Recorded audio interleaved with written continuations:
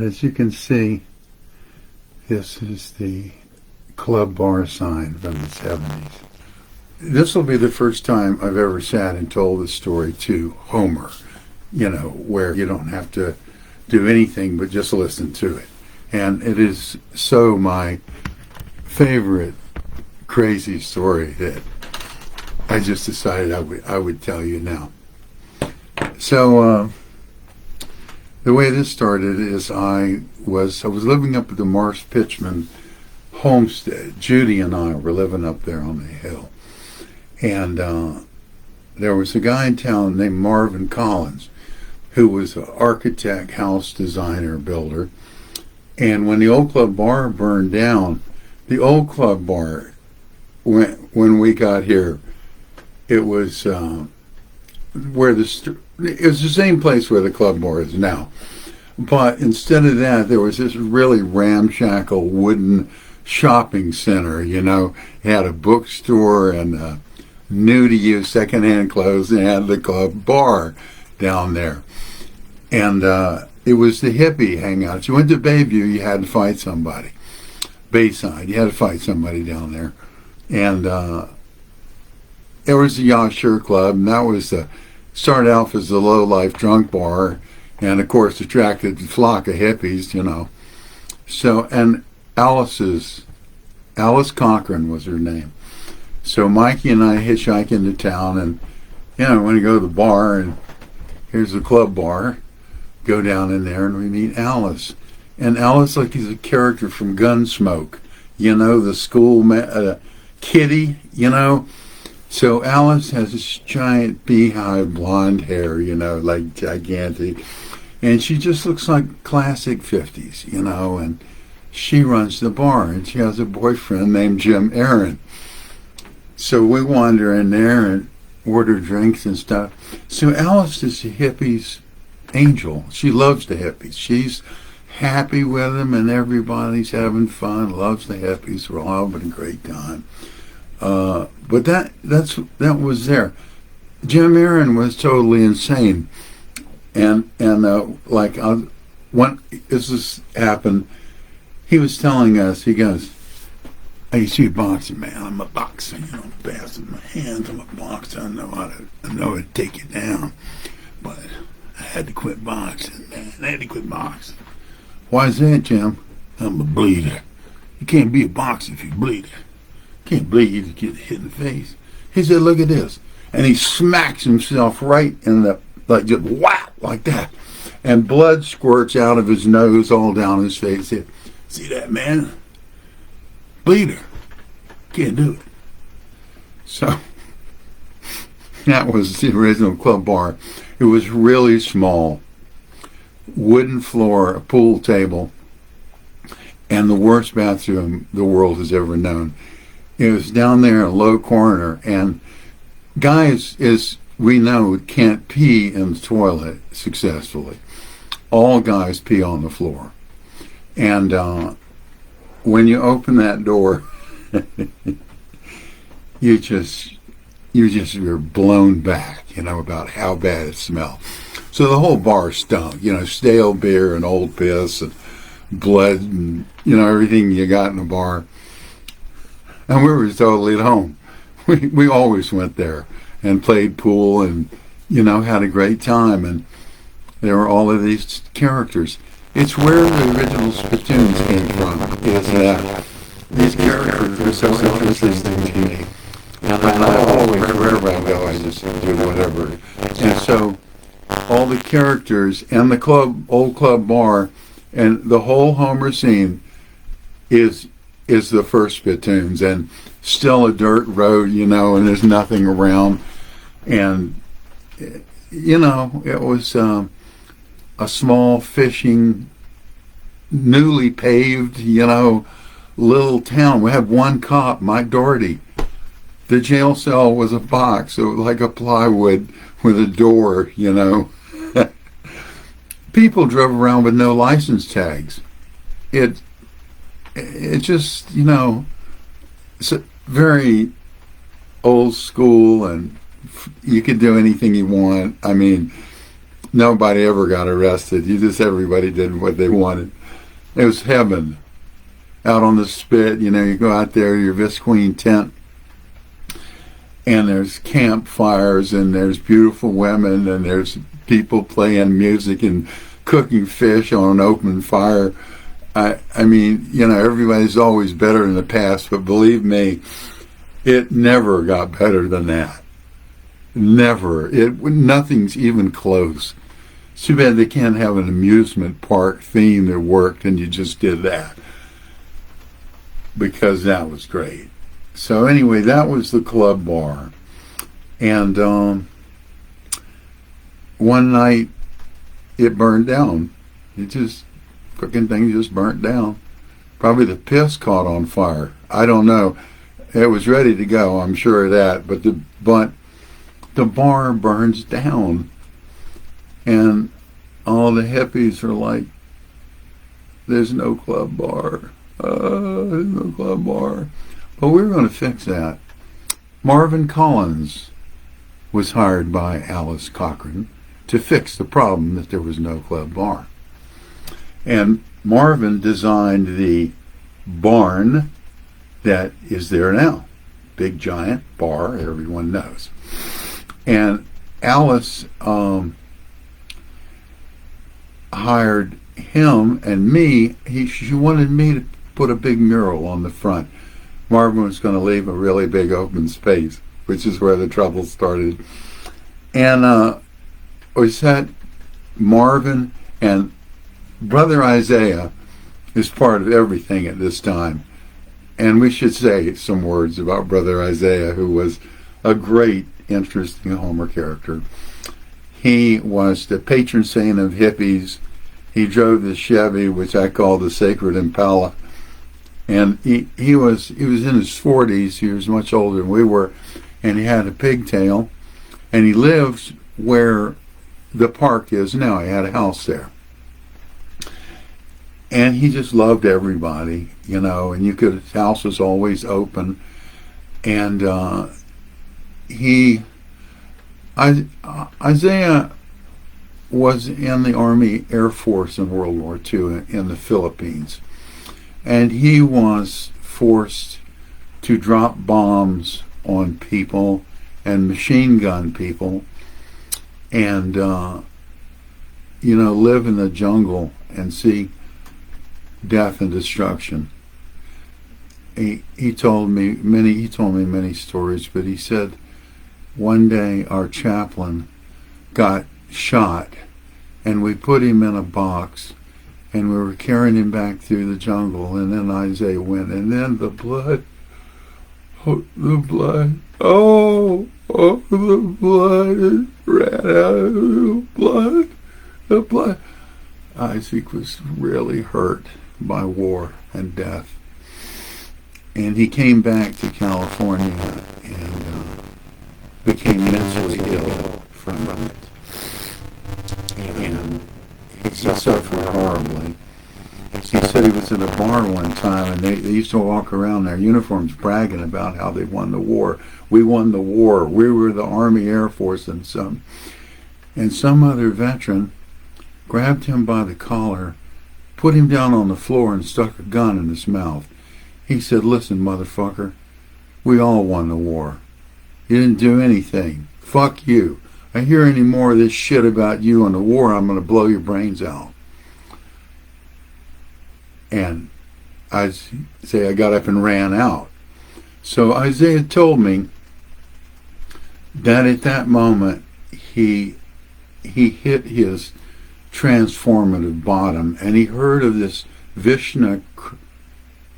Krishnavinta, who was one of these pop icon gurus who was starting the deal down there. And he went in and said, I gotta be fixed. I gotta help myself. And he did. The guy explained how it all went down and what was real, and how God was open and ready for you, and you do these tasks, and Isaiah did them. And he got relief. He stopped suffering over the war. it was the most important thing that ever happened to him. I don't know what all the philosophy was, probably the same old shit. But Krishnaventa said, we need to establish a mission in the north. Oh, where could that be? How about Ketchimak Bay? How about let's put it there? So they moved all these Krishnaventa disciples who declined to wear shoes. They were known as the barefooters here. I think they wore them when it was cold, but they usually did not have shoes on. And so they started this colony up in the Ketchimak Bay. And the barefooters. And he had a thing called a Unimog, which is a, goes anywhere, ATV, early thing. And he lived out there until one day, one of the followers whose wife Krishnaventa had been fucking blew him up with a stick of dynamite, vaporized him. So the group faltered after the guru was dynamited and fell apart, but Isaiah liked it here, so he just stayed.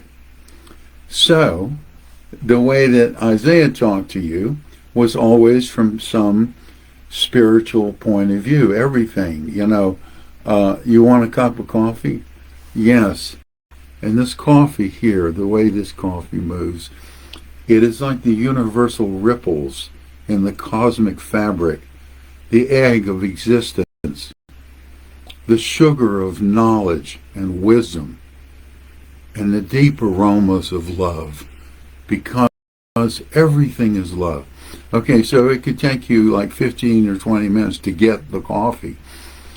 And he was a city councilman. He went to every church in Homer one at a time. And he always talked the same indecipherable shit. I mean, he would get to the issue. It would be like, can we have, marijuana in the store? It's like, he would address the issue, but that was just incidental to what he was saying, because what he was saying is if we all just got cosmic, we wouldn't have to talk about this shit. Like, we're just wasting our time going all around. Just open yourself to the cosmic egg. And everyone loved him. That's the thing. He wrote these long letters in the tape, and no one ever understood what he's talking about. But who he was who he was, which is a person who brings you together, a person who is not fighting you, a person who's not trying to impress or overwhelm you. He's the real deal. He is a war-broken man sharing the journey of love and forgiveness. That's what he's doing. But believe me, it was not understandable in anything he ever said or wrote, as far as most of us were concerned.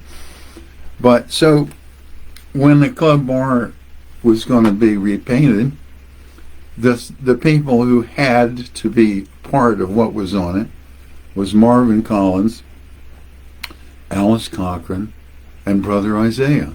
That was the committee for the mural. And so Judy and I are living up in a Marsh Pitzman homestead on a hill. It's spring. It's horrible up there. And, we're chilling out, smoking weed and fucking and having, I'm doing art. It's just beautiful. And we get a knock on the door. And it's Marvin Collins. And he has Marvin dressed like college students, he had a sweater and denim or khaki pants and, college shoes. I know he knew better, but I swear to God, he had to hike in about a quarter of a mile up there in the spring, and no one could drive down there because the mud was about a foot deep, and it was just awful. So he knocks on the door, open the door, and here's standing there, and up to his knees, it's just mud cakes. All his legs are just two giant globs of mud. And come on in, bro, have some coffee, smoke some weed, whatever. He comes in, and we start talking, and he gets down to it, and he says, I'm going to build this bar. It's going to have a big open space on the front, and we want you to paint a mural on it. And, yeah, put me down. I'm ready, whatever it is. And so later on, I go to town, and I meet with Marvin and Isaiah and Alice, and we talk about what's going to be on the sign. Well, first of all, it's got to be a phoenix. That's what Marvin says, because obviously the old one burnt down, and from its ashes arises the new Club Bar. So phoenix is already nailed down. We've got to start there. And then, it has to have Alaskan trees and stuff like that. But Isaiah began to speak about it, and he said, you need the man and the woman mythology, the Adam and Eve, the male and the female, the sperm and the egg. You have to show the cosmic understanding, and on about, this, what it meant, And Alice is indifferent. She didn't know anything about it. And it just goes on from there, so it has to be this really symbolic, magical thing full of all kinds of, but the phoenix and the male-female dynamic was required. So I go back up on the hill and I paint a model of it. It's about 3 feet. That model was around a long time. It was on the bar. Somebody took it. I don't know where it is. It exists somewhere. Painted the whole thing up. Everybody loved it. Like, that's fucking fabulous. It's just what we need. And let me try to show it to you again, if I can do it. I'll get close.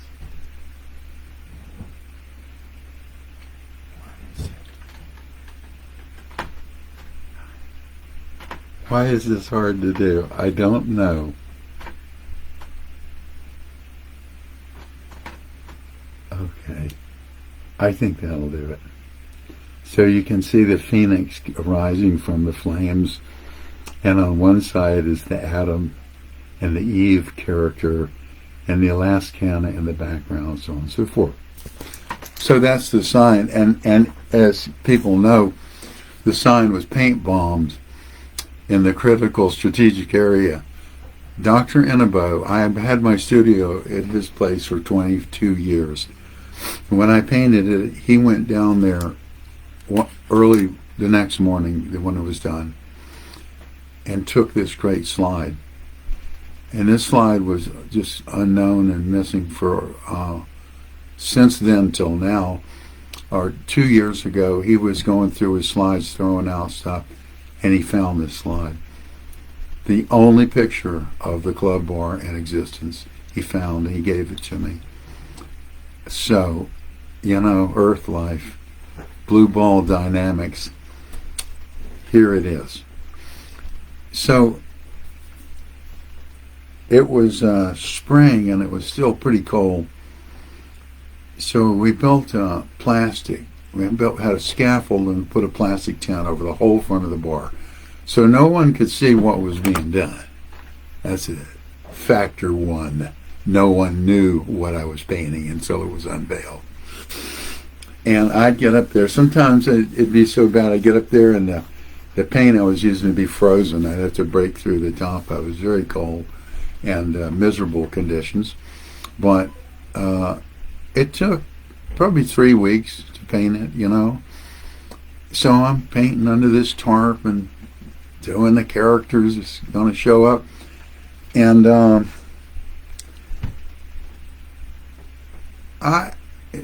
people think that I wanted to cause trouble. That's not true at all. What they didn't understand, I've been studying art since I was 10 years old.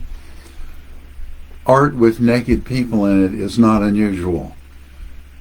You know, to me, it's just something else, like a bird or a fish, naked people. And if you look at art, you'll see the same thing. Artists don't think about whether or not they should put a naked person in a picture. It's not a consideration. If you need one, you put them in there. So, this naked people, it's Adam and Eve.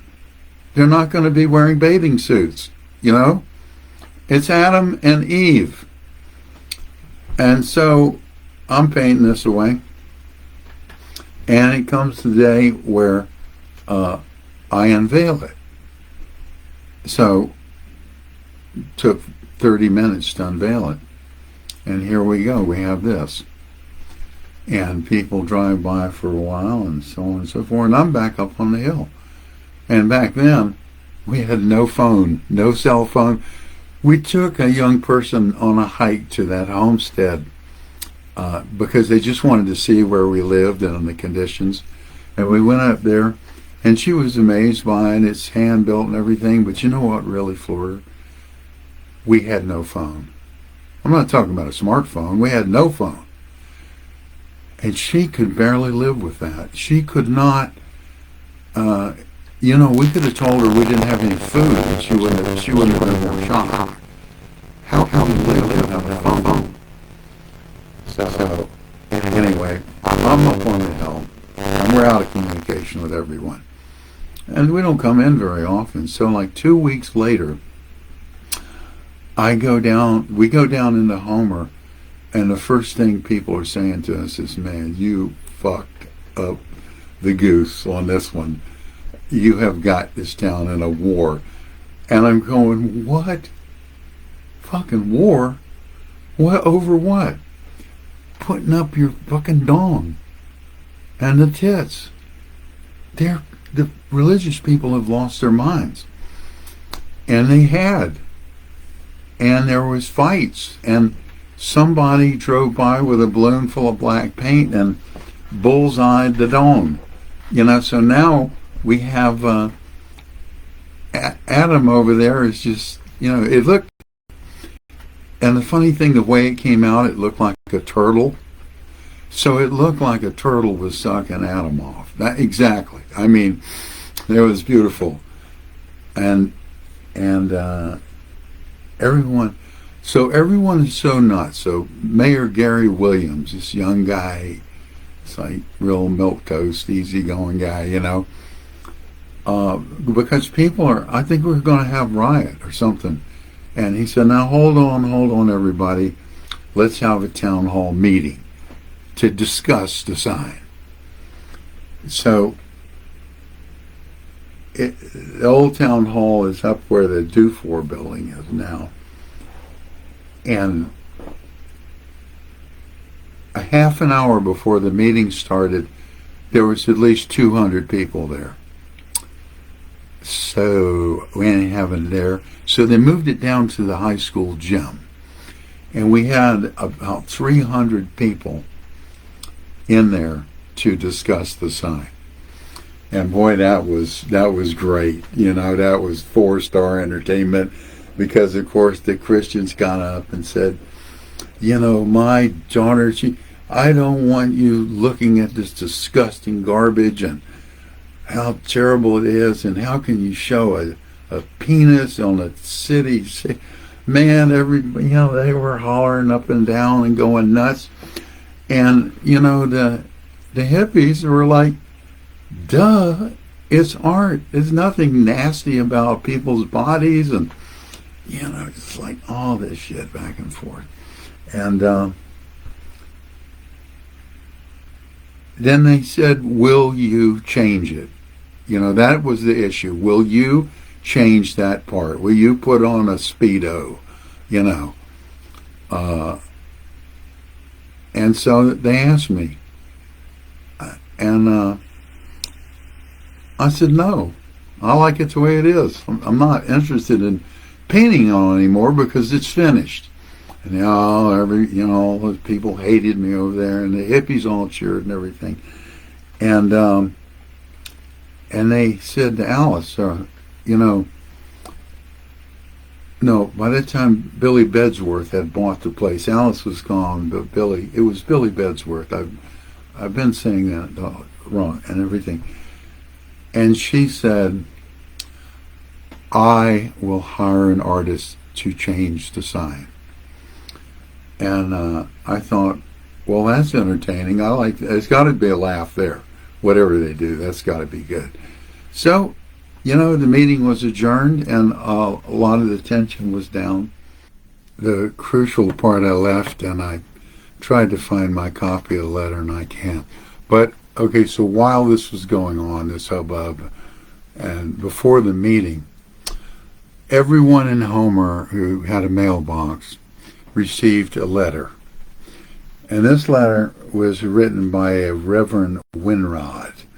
And it turned out that Winrod had a cult living up in the hills who, had very extreme ideas of reality. And that being that it's not new.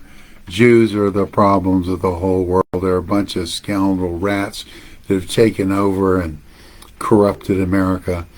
And hippies are crypto-Nazi Jews trying to spread the word. And the sign is a perfect example of the godlessness and the beliefs and all kinds of demons and everything. And he writes this letter and puts it in everyone's box. Every single person home gets this box. And when you open the letter up, I might be able to find it at some point, but it is so sick and so filled with hatred, about everyone in it who lives in Homer is a Jew and a scoundrel and a rat and all the hippies have brought in this terrible stuff. And he just spews forth massive amounts of hatred. And,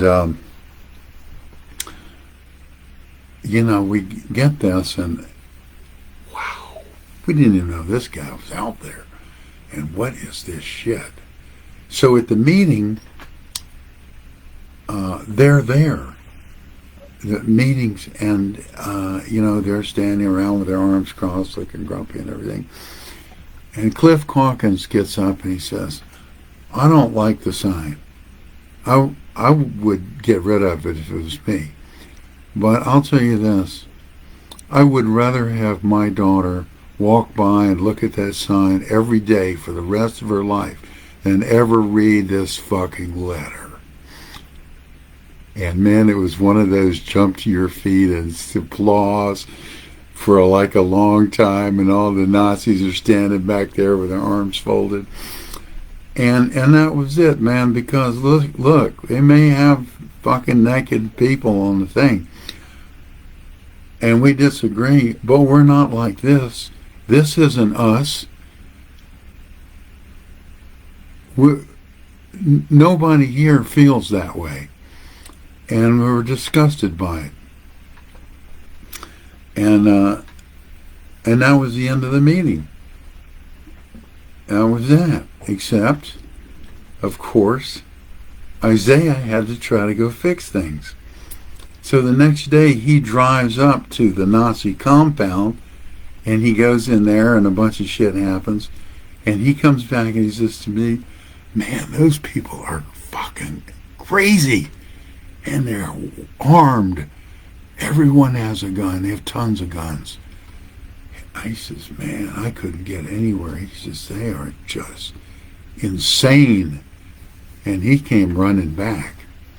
And there was a lot of fear around town about what they were going to do next. But what did happen is they left Homer. That was it. They just moved out. I don't know why. I don't know what the deal was, but we never heard from them again. But so then they painted the turtle thing on the whole thing, and the episode was over. But the thing about it is that it was a watershed event in this way.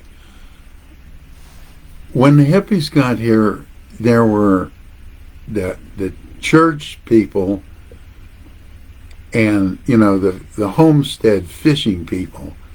And we introduced the hippies, which is brand new. And everyone was, what the hell, you know? And there were great odds.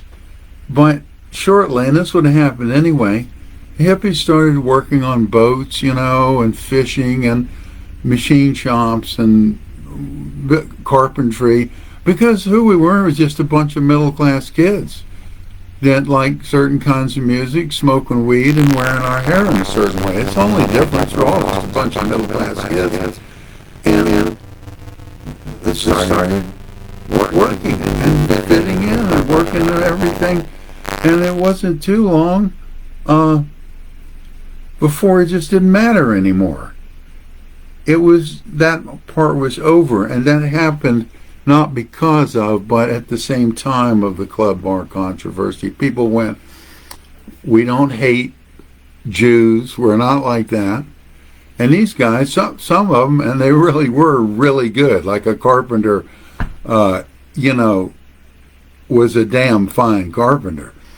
So after that, the whole hippie thing just melted away. And it was really an interesting cultural change that happened.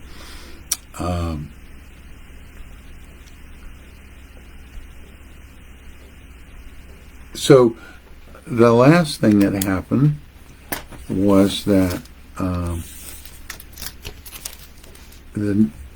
Alice came back because the bar owner failed to make her payments, and Alice had to take the bar back over.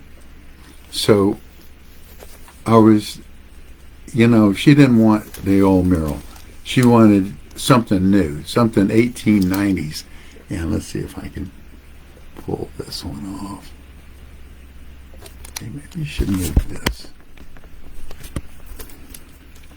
I don't know, people who haven't been here long might not remember this, but this was the sign that replaced it, and we painted boards behind it.